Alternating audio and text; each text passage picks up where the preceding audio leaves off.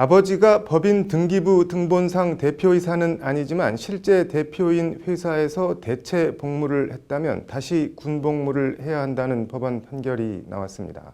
판결로 보는 세상입니다.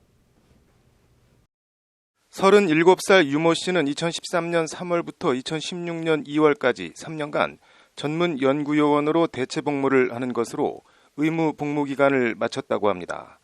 유 씨는 원래 대체 복무를 하던 곳에서 다른 연구소로 전직을 신청했고 병무청 허가를 받아 2014년 12월부터 복무를 마칠 때까지 14개월 남짓 동안은 옮긴 연구소에서 근무했습니다.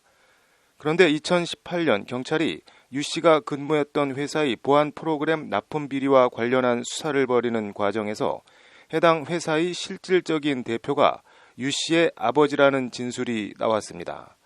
결과적으로 3년의 군 대체 복무 기간의 거의 절반가량을 아버지 회사에서 복무한 겁니다.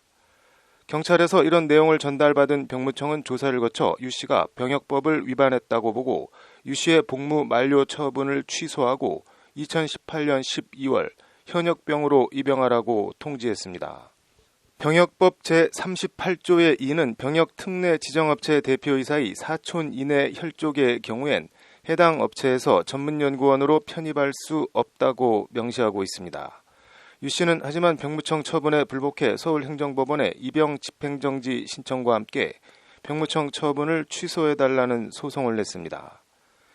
병역법상 대표이사는 법인 등기부상 대표이사만을 의미하는 것으로 실질적 대표이사는 병역법에서 정하는 대표이사에는 해당하지 않는다는 게 유 씨의 주장입니다.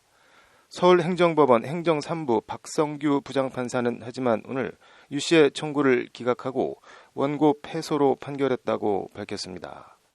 재판부는 먼저 사기업은 법인 등기부상 대표이사로 등재가 안 돼 있지만 사기업을 실제 경영하는 자가 다수 있는 실정이다. 법인 등기부상 대표가 아니라는 이유로 병역법 규정을 적용하지 못한다면 그 목적이 유명무실해질 여지가 크다고 지적했습니다. 재판부는 이에 전문 연구요원 제도의 취지와 목적 등을 살펴보면 병역법 제38조의 2에서의 대표이사는 법인 등기부상 형식적 대표이사만이 아니라 실질적 대표이사까지 포함하는 것으로 해석하는 것이 타당하다고 판시했습니다. 재판부는 병역 의무는 국가 수호를 위해 전 국민에 부과된 헌법상의 의무로 전문 연구요원 제도는 대체복무에 대한 특례적 성격이 강하다. 개인이나 기관 운영자의 사적 이익을 위해 복무가 이루어지는 것을 방지하도록 엄격히 관리할 공익적 필요성이 크다고 강조했습니다.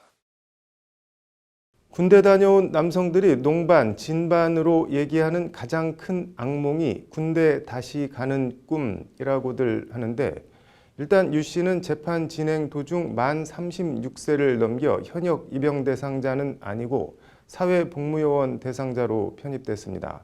그래도 어쨌든 판결이 확정되면 군대를 2번 가는 악몽은 피할 수 없습니다. 이런 드러나지 않은 이른바 아빠 찬스 이용자들이 사회 곳곳에 얼마나 더 될까요? 씁쓸합니다. 판결로 보는 세상이었습니다.